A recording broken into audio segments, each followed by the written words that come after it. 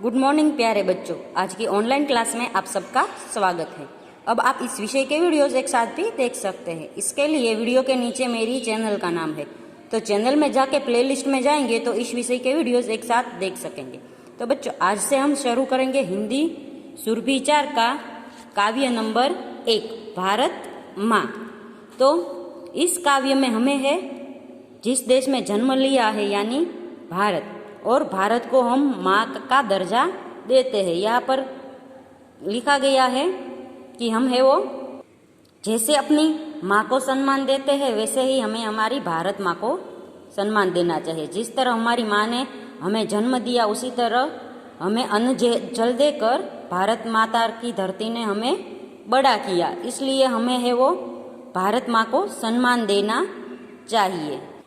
इस कविता में भारत की महानता यानी भारत में है जो अनेकता में एकता है और इसमें हमें गर्व करना चाहिए, इस बात पर जोर दिया गया है। हमें है वो अलग अलग धर्म के लोग रहते हैं, अलग अलग कार्य करते हैं, फिर भी हम सब एक है, इसलिए हमें है वो सबको एक रहना चाहिए। यही इस काव्य का उद्देश्य है।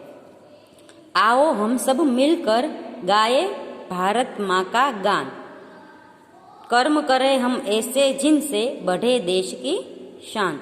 तो यहाँ पर कवि कह रहे हैं कि हमें है वो भारत माँ का गान करना चाहिए, यानी भारत माँ का गुणगान करना चाहिए। भारत माँ को हमें है वो सम्मान देना चाहिए और हमें ऐसे कर्म यानी ऐसे काम करना चाहिए जैसे हम है वो देश की शान बढ़ा सके, यानी हमें ऐसे कार्य करना चाहिए जिससे हमारे देश का नाम आगे बढ़े। जैसे हम है वो विज्ञान के क्षेत्र में आगे बढ़ सकते हैं, कोई भी कार्य कर सकते हैं जिससे भारत माँ की शान बढ़ सके। खड़ा हिमालय रक्षक जिसका पैर पखारे सागर।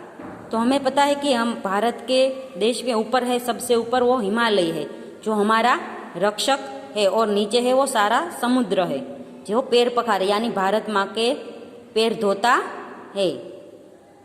हमारे भारत में तीनों तरफ समुद्र है और ऊपर है वो हिमालय है वो जो हमारे रक्षक करता है। तरह तरह के रंग बिखेरे प्रकृति यहाँ आकर, और यहाँ पे अलग अलग जगह पर प्रकृति ने अपने अलग अलग रंग बिखेरे, जैसे कहीं पर्वत है तो कहीं फूल पत्तियाँ है, ऐसे कहीं रेगिस्तान है, ऐसे प्रकृति के अलग अलग रंग है वो हमारे यहाँ पर बिखरे हुए है। राम कृष्ण गौतम नानक ने दिए जहाँ संदेश। तो यहाँ पर है जो राम कृष्ण गौतम और नानक जैसे महान पुरुषों ने संदेश दिए हैं कि हमें सबको एक झूठ होकर रहना चाहिए। सारे जग में न्यारा है वह अपना भारत देश, इसलिए हमारा भारत देश है वो सारे जग में न्यारा है। न्यारा यानी अलग है। निर्मल नदियाँ झरने उज्जवल सींचे जिसके प्राण। तो यहाँ पर है वो निर्मल नदियाँ है और झरने उज्जवल, उज्जवल यानी कि सफ़ेद। तो यहाँ की नदियाँ और जो झरने हैं उसने हमें प्राण सींचे हैं, यानी नदियाँ और जल से जो खेत में पानी आता है उसका अन्न खाकर हम है वो बलवान बनते हैं। सस्य श्यामला भूमि वाला भारत देश महान।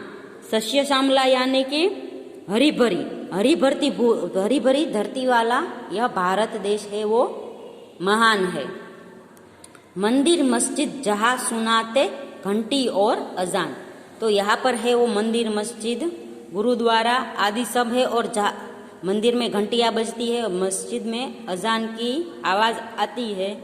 उसी तरह गुरुद्वारे में भी पंजाबी लोग जाते हैं और प्रार्थना करते हैं। इस तरह हमारे देश में अलग अलग धर्म वाले लोग हैं, अलग अलग जात वाले लोग हैं, फिर भी हम सब है वो एक है। वसुधैव कुटुंबकम ही है भारत की पहचान। वसुधैव कुटुंबकम यानी सारी धरती है वो एक परिवार है। इसी तरह है वो भारत के सभी लोग हैं, अलग अलग धर्म वाले, अलग अलग भाषा वाले हैं, फिर भी हम सब एक है, एक परिवार की तरह रहते हैं, ऐसा इस पंक्तियों का कहना है। अलग अलग है चेहरे लेकिन एक हमारे प्राण। तो हम सबको पता है कि सबके चेहरे अलग अलग है, अलग अलग धर्म के लोग हैं, फिर भी हमारे सब में एक प्राण है, यानी आत्मा है वो एक है। और इसीलिए हमें है वो जो भारत में जन्म लिया है तो भारत का गौरव बढ़ाना चाहिए। आओ हम सब मिलकर गाए भारत माँ का गान, भारत माँ का गान यानी भारत माँ का गुणगान करें, क्योंकि हमें भारत में जन्म लिया है और भारत है वो हमारी माँ है, इसलिए हमें वो इसका उपकार कभी नहीं भूलना चाहिए और भारत को आगे बढ़ाने के कार्य करने चाहिए। तो बच्चों यहाँ पर काव्य खत्म होता है। अगले वीडियो में हम इस पाठ का अभ्यास सीखेंगे।